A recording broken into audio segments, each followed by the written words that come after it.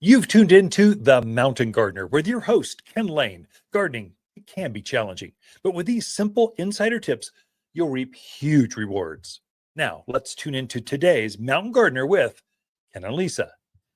And we are back with Lisa Waters Lain in the studio. We give this segment completely to her. I try not to jump in or say anything so that we can get more garden tips, tricks, and advice, insider scoop on from a woman's perspective, my gal's perspective, another master gardener here at the Garden Center.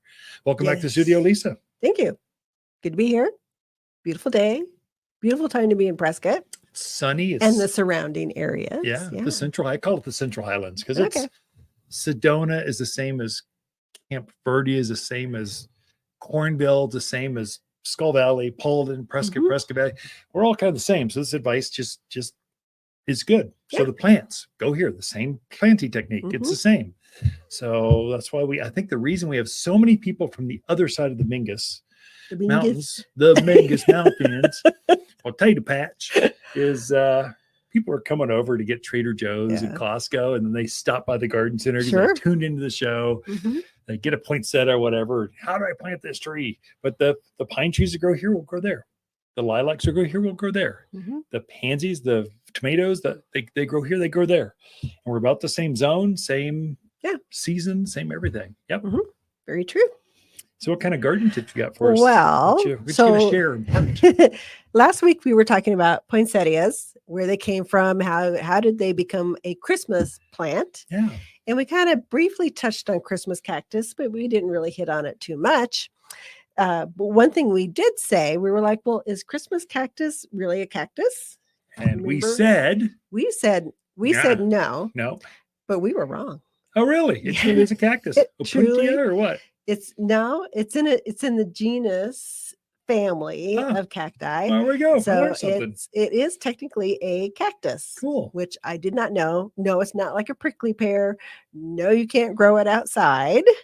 It actually originates from the central coast mountains of Brazil. Oh, there you go. Amazonian.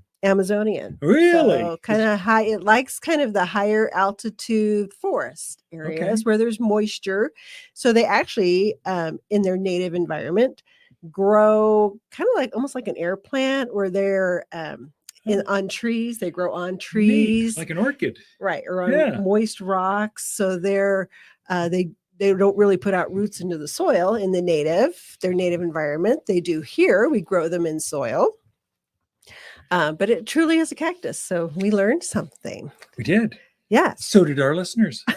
See, that's the reason you tune in every week. Right. There we go. Been doing this for decades.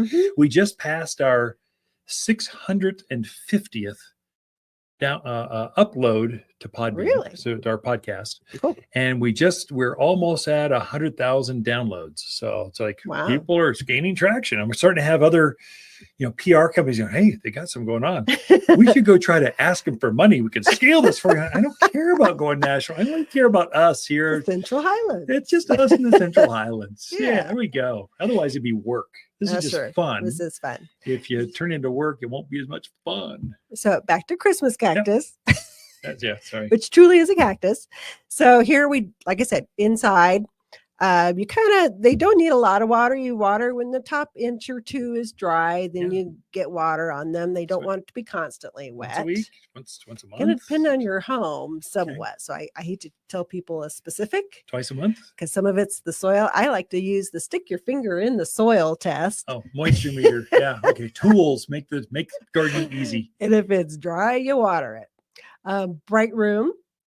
Definitely, but super easy to care for and live 50 years or more. Yeah. I mean, there's Christmas cactuses that great grandma had, and they're super easy to take a slip off of and restart to propagate another one. So that's what a lot of families do. Someone has great grandmas and they all give slips to somebody and move them on, but super easy plant to grow.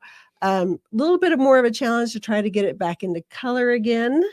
But there's actually, which we can discuss that later. That's kind of another part. But there are basically three kinds. There's the Thanksgiving cactus, which blooms at Thanksgiving. the Christmas cactus, which actually blooms at Christmas.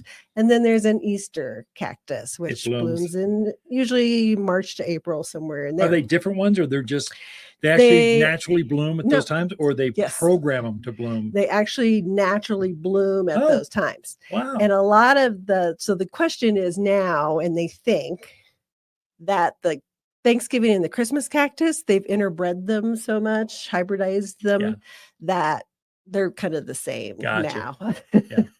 So the botanical is Slumbergera. Say that 10 times fast. Yeah.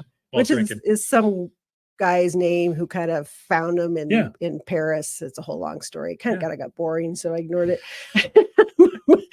But there's only maybe 16 actually varieties of Christmas cactus out there. So, but yeah, they just naturally bloom at different times of the year. They became an autumn bloomer and a spring bloomer. Basically, there's two models. Yeah. Mm-hmm. So kind of like Heath or Heather, they have a spring and a fall. Right. Yeah. Mm-hmm. Plus, they've kind of interbred them, and there's a lot they do to that. Became fairly popular in the 1800s is when they started becoming popular.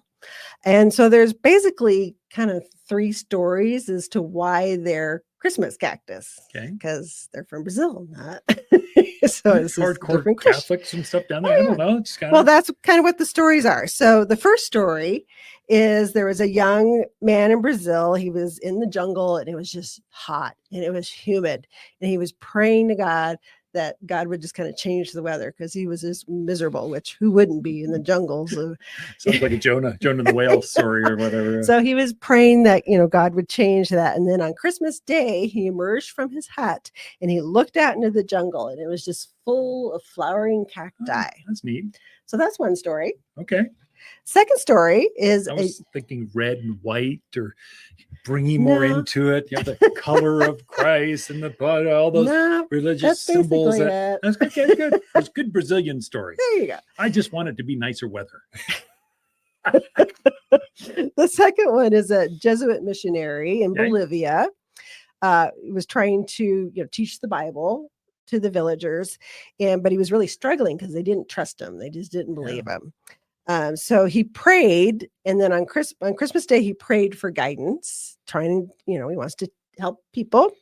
And suddenly he heard singing in the back. And he's like, what's that? And they were singing a hymn that he had taught them. And then he turned around, and there were the village children bringing flowering cactus into the church to give to the baby Jesus. Neat. That's kind of a neat one. Yeah, that's good. So that's a good one. They finally trusted him. And sang out loud. And then it flowered. Yeah, that's cool. And then the third one, and this is probably more likely, is because they bloom around Christmas. The science behind it is they bloom about then. That's basically what the Illinois extension was basically. They're Christmas cactus because they bloom around Christmas. So that kind of makes sense too. But I like learning the different legends and every plant has tremendous stories. And there's new ones being developed every year. We introduce at our spring open house. It's usually the weekend right before spring. We introduce a lot of the new things you'll never find anywhere else except here. We've grown them. It's a new. They're just being introduced here in this area at the spring open house. And so you'll see a new lilac that's maybe shorter or brighter or has a bigger forsythia, bigger flowers on it, something like that. So there's new ones and the people that developed those, that found them, that created that, propagated them, usually their names attached to it, and there's a story on how they found it. I know guys that go out there in Tibet between the 4,000 and 5,000 foot level. They just scour looking for new kinds of plants, and that's where this Christmas cactus came from. I'm sure they were scouring. Sounds like Bolivia and the Amazon, Brazil, and they found it and said, "Oh, we could grow that around Christmas. We'll call it a Christmas cactus." Well, thank you, Lisa. If you need a handout on how to make it bloom again, we have one of those here at the Garden Center, or get it yourself. Just go to watersgardencenter.com and type in the search bar, like Christmas cactus. It'll pop right up. So it's there to help you. All right. Throughout the week, Lisa and I, we camp out here at Waters Garden Center. If you want more garden history on all things holidays, last week is poinsettias. This week's it's Christmas cactus. Come visit us. Look, if your wife, mom, or dad wants an ugly sweater for Christmas, get them a sweater, not some piece of plastic. But if someone you truly care about loves their garden, a gift card to Waters makes perfect sense. Next spring, she can pick exactly what she was hoping. We all know it's not the same as a huge flower basket or fragrant rose, but hey, it's winter. Gardeners understand. Waters online gift cards are found at top10plants.com or at Waters Garden Center in Prescott. For a more fruitful garden, increase success in the landscape that just feels better, then tune in daily to the Mountain Gardener podcast. Subscribe through your favorite podcast streamer or visit watersgardencenter.com. Better yet, visit me directly right here at Waters Garden Center. Thanks for tuning in.